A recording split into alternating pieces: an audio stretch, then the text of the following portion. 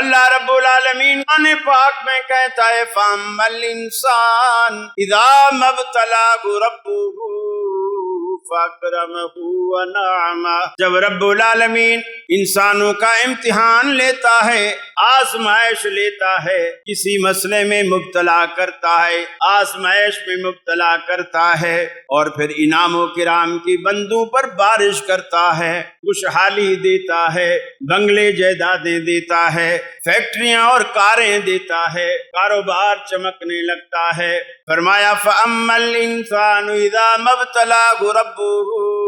فَأَكْرَمَهُ وَنَعَمَهُ فَيَقُولُ رَبِّي أَكْرَمَنِ، بندہ یہ کہتا ہے رب العالمین نے میری بڑی تکریم کی، مجھے عزت دی، مجھے نعمتیں عطا کی۔ وہی انسان جب رب العالمین منفی انداز میں اسے آزماتا ہے، فرمایا فَأَمَّا إِذَا مَا ابْتَلَاهُ رَبُّهُ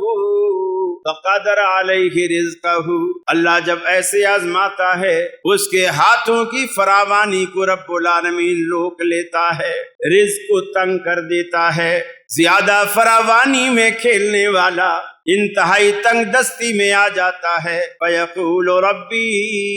أَهَانَنِ، فوراً کہہ اٹھتا ہے میرے رب نے تو مجھے ذلیل کر دیا، میری توہین کر دی۔ انسان کسی حال میں بھی اللہ انعام و کرام کرتا رہے اس سے بڑا، اور ذرا سا آزمائش آ جائے، یہی عورتوں کا حال ہے۔ ساری زندگی اس کا میاں اسے چکنی چوپڑی کھلائے، مرغ مسلم کھلائے، ہوٹلنگ کرائے، بوفے کھلائے، سب کچھ کرائے،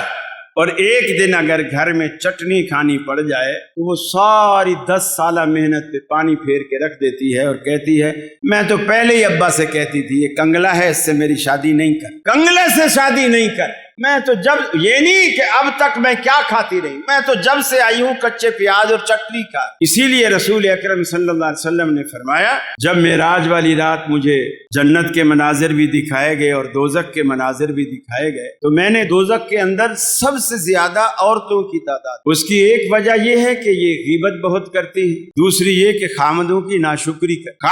ناشکری کر، اس سے بچا جائے، قدر کی جائے، اللہ رب العالمین کا شکر ادا کیا جائے۔ آج اس دور میں کتنی خواتین ایسی ہیں، یقین مانیے 30